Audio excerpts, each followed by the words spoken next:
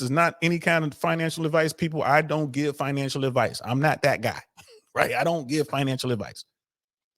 All I'm saying is, I believe within the next year, within the next 6 to 12 months, there are going to be opportunities in America and in like small town America, Midwest, and flyover country. You might be able to buy yourself a strip mall for the price of a house, for way less than a house. You might be able to buy yourself a strip mall that has a barbershop, a hair salon, a convenience store, you know what I mean, like a pizza parlor. You know, one of those strip malls that have like, you know, maybe 8 or 10, you know, privately owned businesses, mom and pops.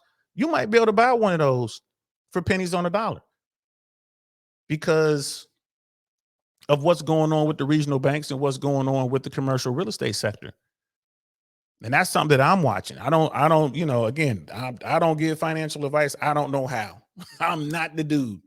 You know what I mean? But I understand what's going on with the regional banks. I understand what's going on in America right now. These banks are sitting on these properties that the owners walked away from. The big money, the smart money just walked away from. Okay, I'm going to walk away from. I can't afford to keep that loan. So there's stuff out there, man. Brother Pitney's in the building. What's good, fam? You know what I mean, D-Mac, because it goes on every day. It does, man. Brother D-Mac is like, white folks do this all day, every day. They do. White folks, Asian folks, you know what I mean? Armenian folks, you know what I mean? Latino folks. It's the money. When I look at it, there's definitely a divide between money. It's the haves and have-nots, the have-yachts and the have-nots. Shout out to Andrew Tate. It's the money out there, guys. We could do it. We can do it. Like, Brother D-Mac, man, we need to talk offline, man. Like, we could do it. We might be able to figure out something, you know, people. But the problem is black folks, man, especially those of us that don't have much. I mean, bro, they fight over pennies, man. They fight over the crumbs. Look at what happened with that food truck lady down there in Texas. Had a social media influencer came in there and tried to help turn her business around for her. They had another social media influencer who was helping out as well.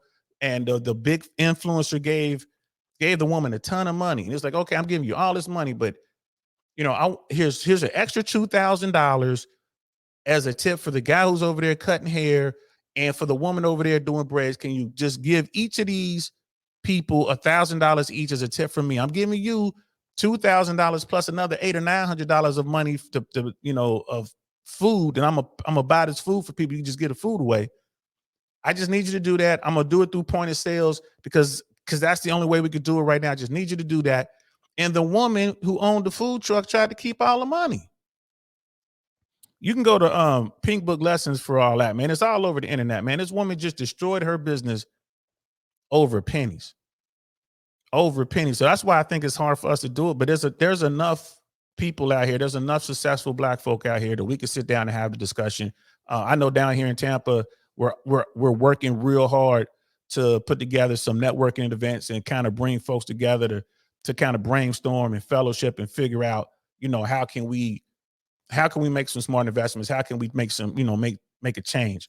So I'm with you, brother. And thank you again, man.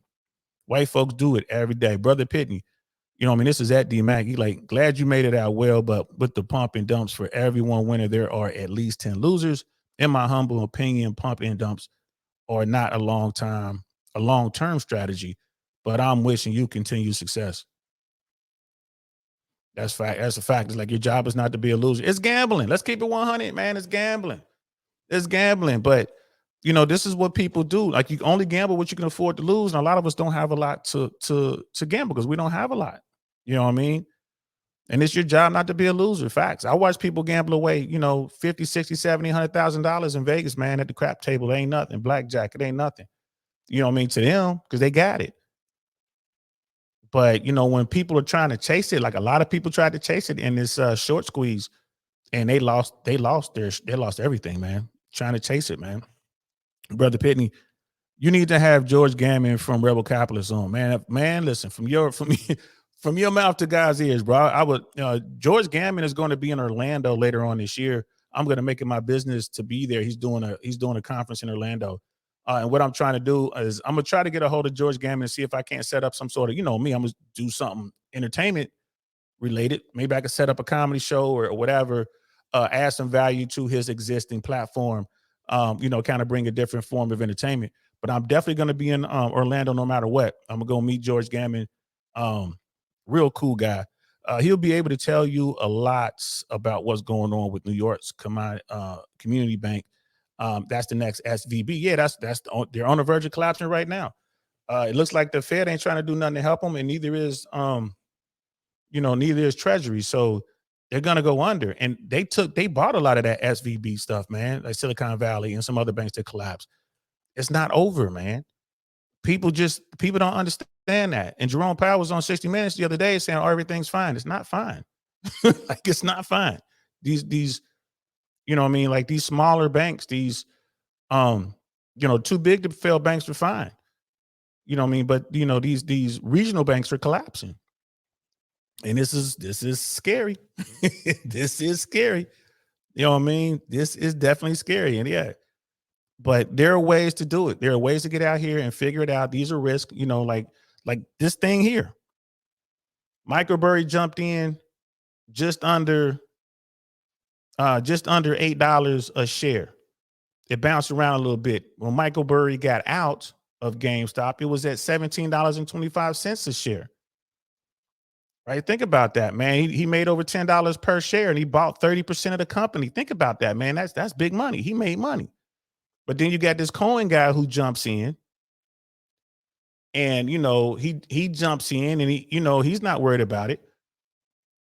Right? And you still got the Redditors out there doing their thing. So January 11th, 2021, Ray Cohen, the activist investor who owns over 10% of GameStop, joins the community board of directors along with Alan Natal and Jim Grube. I don't know who that is. Two e-commerce specialists who also used to work for Chewy.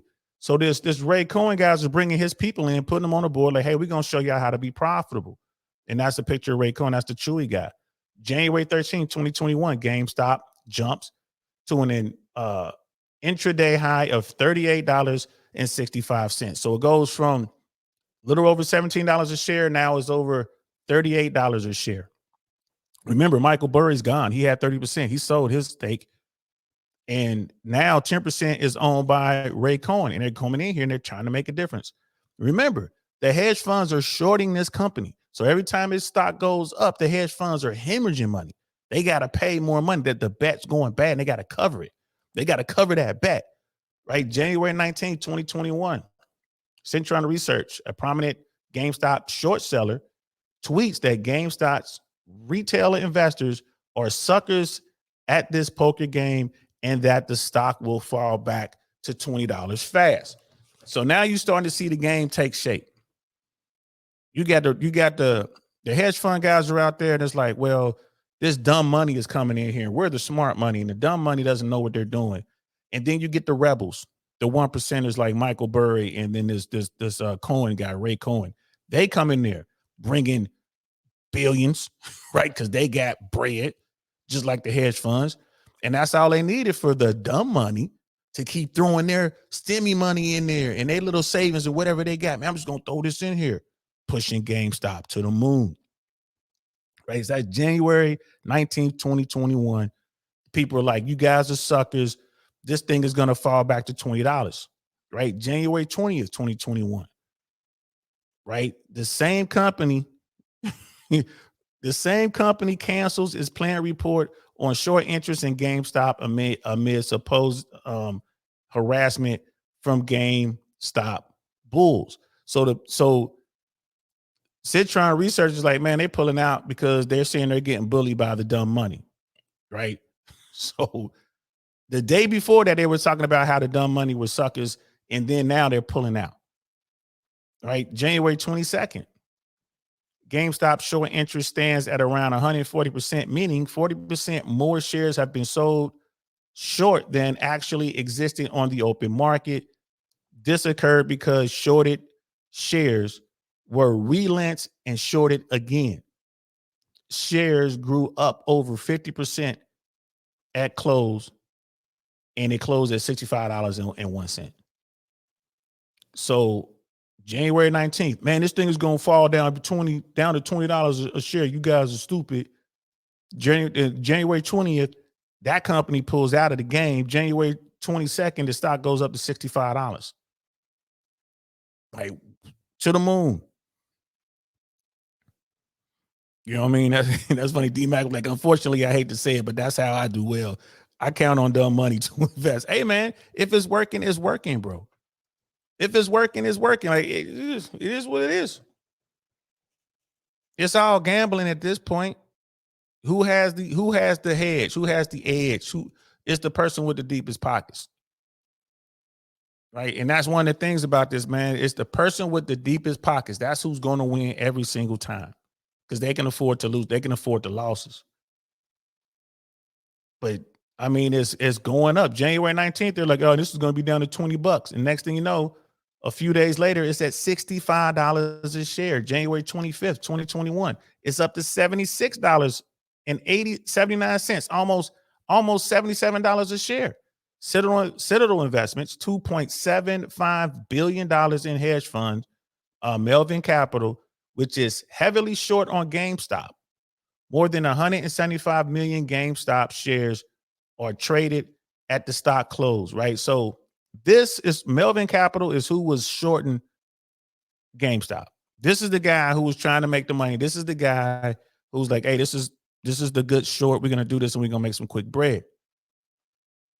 This is the guy who was losing he was losing everything. He was losing his shirt. He was losing everything because he had to cover these bets. His short position is 2.75 billion, right? Well, that's what he had in the hedge fund, and he was going through his hedge fund trying to cover these bets. January 26th, Elon Musk, the CEO of Tesla and SpaceX, tweets GameStop. You know what I mean? That tweet right there got more and more people to jump in there. Get more and more people on that Reddit, and the rest of the world started jumping on there, and shares a link to Wall Street bets. So he made that he tweeted that word, and he puts a link to Wall Street bets. So he drove people to the Reddit, basically. Right? He gave them the link to the Reddit message board, which all the bullish retail investors were sitting there doing their thing, and he's basically promoting GameStop. And the stock surged to $147.98. Remember, y'all, this thing was down under $4. Right? This thing was, because you imagine if you got in at $5 and now you're sitting on $147.98 a share, and you bought 1,000 shares at $5. This is where the math gets crazy. This is where someone like D-Mac is just killing the game. He's like, oh, I got Bentley money now. Oop. Got Rolls Royce money now. Ooh, I got Bugatti money now. It's going like that. It's gambling, but this is how Wall Street works. Elon Musk texts one word with a link to Reddit, and the world goes crazy. GameStop shoots up to $147.98 a share. The next day, equity and options trading volume in the U.S. reaches its highest ever single day level, 24.5 billion shares and 57.1 million contracts traded, respectively. GameStop sees its highest close of the squeeze at $347.51 after reaching an intraday high of around $380. So it got as high as $380. It closed at $347. Remember, this stock was under $4 at one point. Melvin Capital and Centron cover most of their short position at staggering losses, right? So they got to dump more money. Again, who's going to win in this kind of game? Who's going to win? The person with the biggest pockets. The dumb money just broke one hedge fund. Melvin Capital got broke, basically. That was like, dude needed help. So he had to go to another hedge fund, and that hedge fund had to give you money. They're like, bro, if we don't do something here, man, they can't cover it. And all these trades that the dumb money were making was going through Robinhood, the app.